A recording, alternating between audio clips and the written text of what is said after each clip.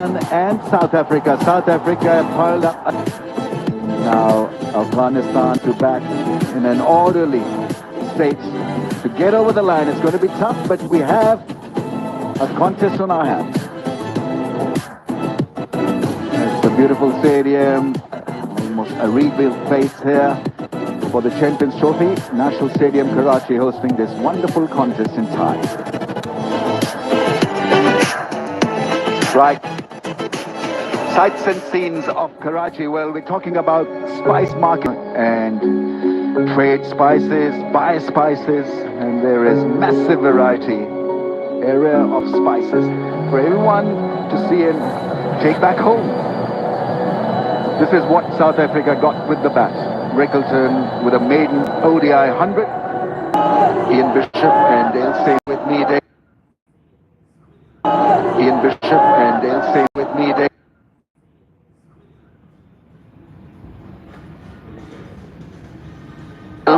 in that, what would be spoken by South Africa?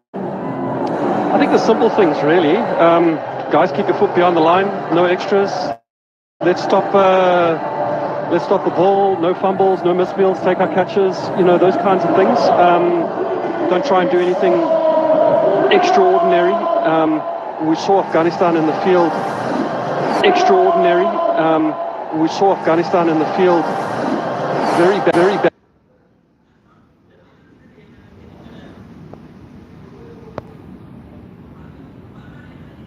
In the field, essentially, a lot of misfields and those kinds of things, and it actually ends up costing you potentially 20-30 runs. So those little things on good batting surfaces can really help you going forward. Even if Afghanistan bat extremely well, could potentially still lose by 20 runs purely just because of those things. So that will be part of the conversation that Temba will be having with these boys. Those things. So that will be part of the conversation that Temba will be having with these boys. Very fruitful over the years for Afghanistan. Gurbaz in particular, his record against established teams has been very impressive. Average in the high 40s. And then you go hard in the last 10 or 15 overs. I think that's got to be the script right now. And if Gurbaz has a good time of it, then go for it. He can put any opposition on the back foot. Manson has the ball. Ibrahim Gurbaz. Now the two openers. There's a slip in place, and I'm sure that we'll all be looking forward to the kind of bounce that Jansen and company will extract. There's still a lot of grass, a little bit of variation. Any variation will be dug out by South African fast bowlers. There's his record, very good strike rate, good numbers for Gurbaz.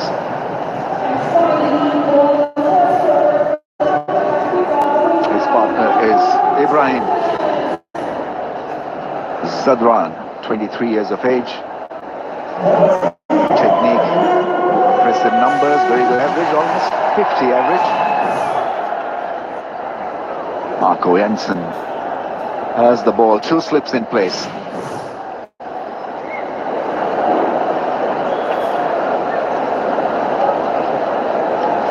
Bit of experience for him, 27 matches. 41 wickets.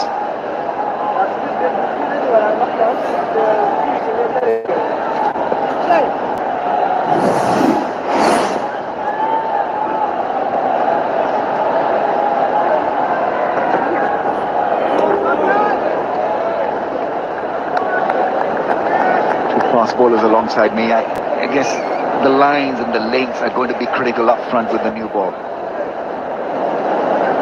Yeah, tight lines. But 6 to 8 meter hard length. You don't want to give any width and over pitch on this particular deck. As soon as you get too full.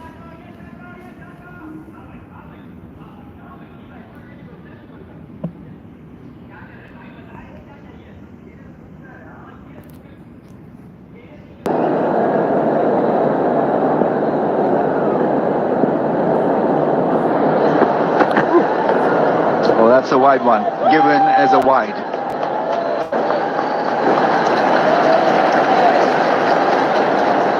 And as Dale said, the first assessment for Marco Jansen will be to find out as early as he can what the ball is doing. If there's lateral movement, if he tries to swing it back in, is it happening?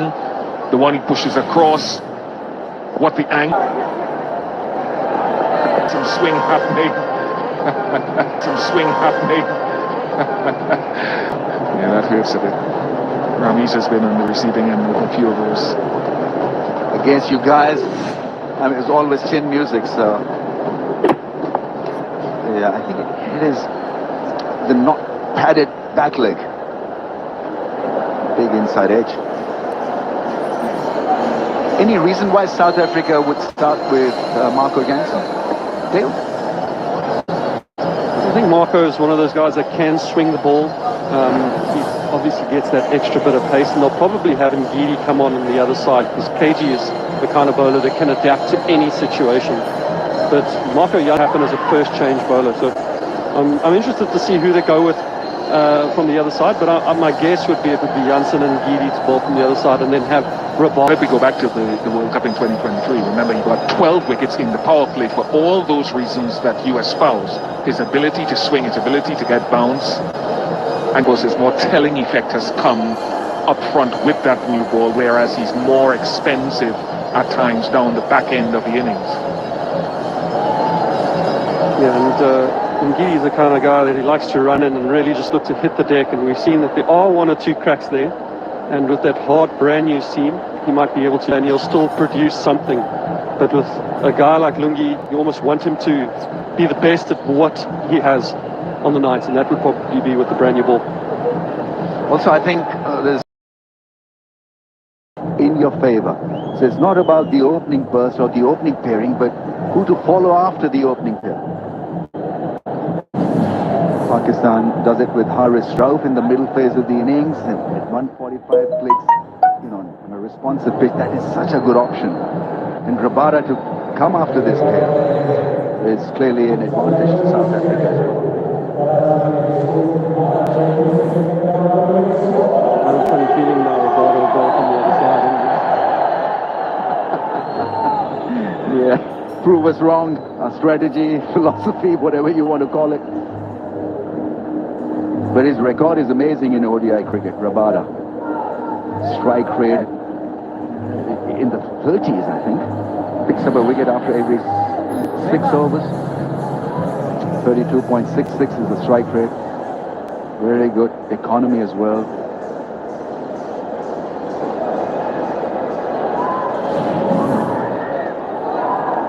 We'll probably have start of play after a very, very long pause.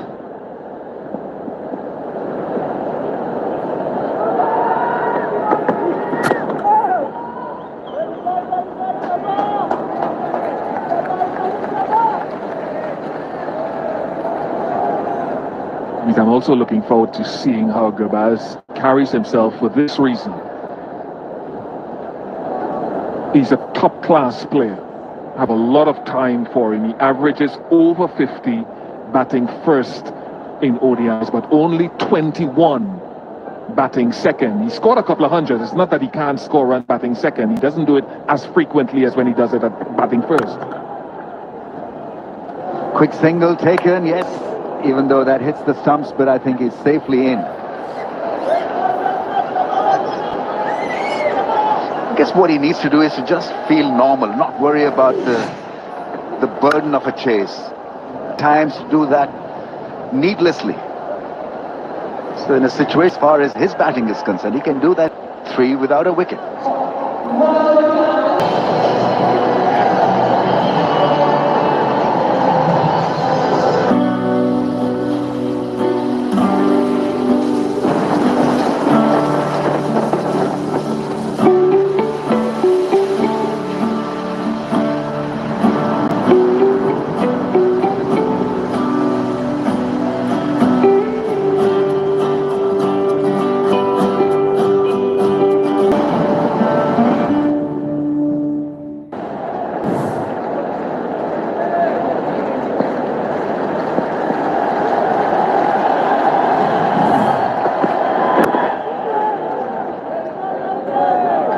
What makes him a decent shot, pretty accurate. Yeah, I think his biggest strength is his ability to hold a nice straight line and a good length. That's what Lungi's become accustomed to, or what we've become accustomed to with Ndidi. He'll just hit the stickers, hit the splice of the bat, and he won't kind of go away from there. He's got a great change of pace slow ball, which picks him up a lot of wickets. But his ability now to kind of just hit there, that's kind of where he wants to, and then just hope that the ball just nibbles off the seam a little bit and doesn't have to do much. And that's how you can find those pace slow ball. It's a good one. One slip in place, 4 men on the offside, 2 on the leg in the ring. Wicket area for a couple of runs.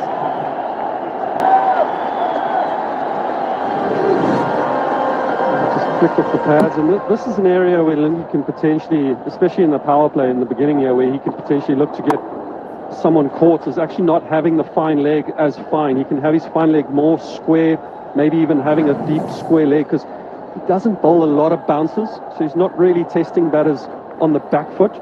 Whereas once he starts bowling that hard length, they might start running at him and looking to open up those, a catch and a wicket. The ball doesn't tend to come down a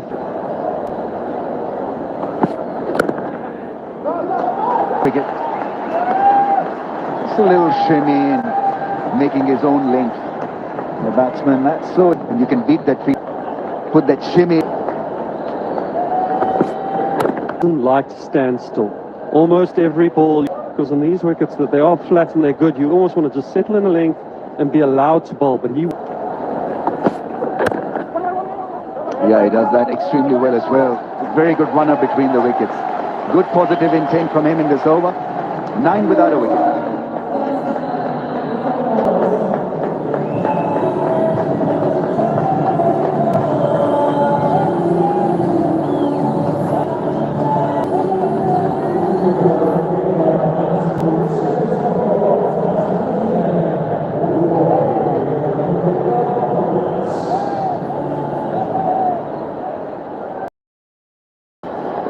Bat well, and they need the batting to click in this massive run chase.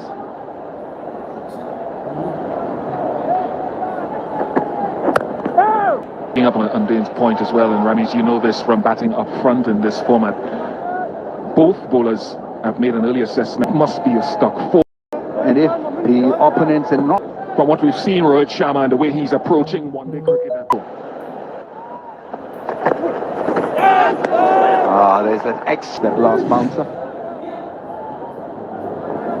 Yeah, it's something that he's gotten really good at, as Marco Jansen. He's upped his pace. He took a little break recently, and I think he had like 2 months off, maybe even 3 months off. Missed the test series, worked on his body, played a little bit of dim with it of late.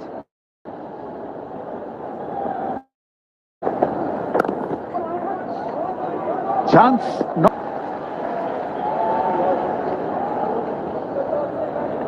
South Africa inches away from maybe earning a wicket here.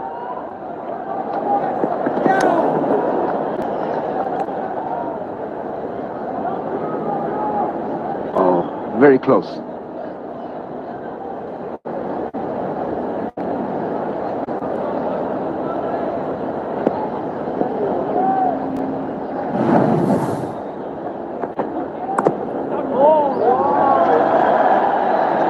I think you've got to have certain shots. Difficult to drive him. Maybe look for that cut shot or that flick shot and stay back in the crease to adjust to the height that he gets off the surface, off that length.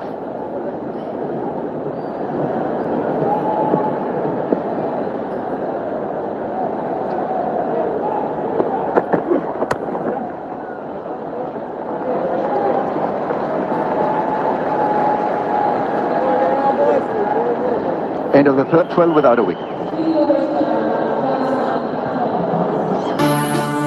We might speak, eat, and celebrate differently, but the passion we share for our cricket teams is the same. Together we cheer for those we love, and the only team we support more fiercely is family, wherever they live. Send money back home to your loved ones with Remitly. Download the app today. From Gurbaz, that positive intent and moving into that shot. changing the length of Ndidi, not allowing him to just run in and just bowl that hard length.